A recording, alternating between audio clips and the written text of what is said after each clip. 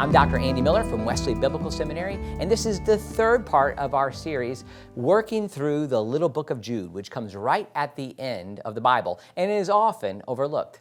The big call throughout these 25 verses is to contend for the faith. But what I've found is it's much easier for people to coast in their faith and not contend. You know what it's like if you hit the coast button if you're driving on a trip on the interstate. What will happen is you will gradually slow down, so much so that you'll eventually stop.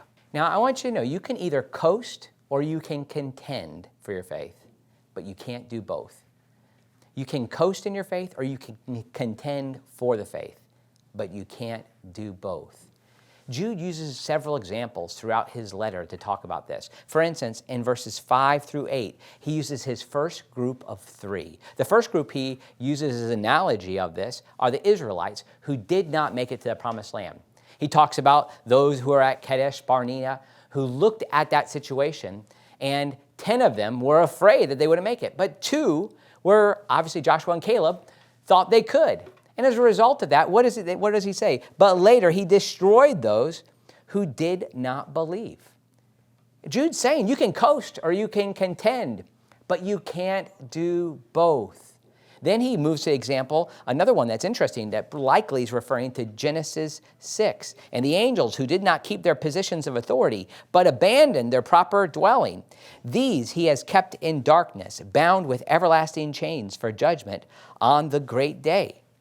And this is a wild picture, but it was of angels, this picture of these angels who were not willing to follow God's leading. And what is it that they experience? Destruction. And there certainly is a sexual dimension to their sin. And that's followed up by another example of sexual sin, and that's of Sodom and Gomorrah. Notice what he says. In a similar way, Sodom and Gomorrah and the surrounding towns gave themselves up to sexual immorality and perversion. They serve as an example of those who suffer the punishment of the eternal fire. The big picture I think that Jude's trying to get at here is that you do not have to fall. You do not have to just coast in your faith. Instead, you can be one who contends.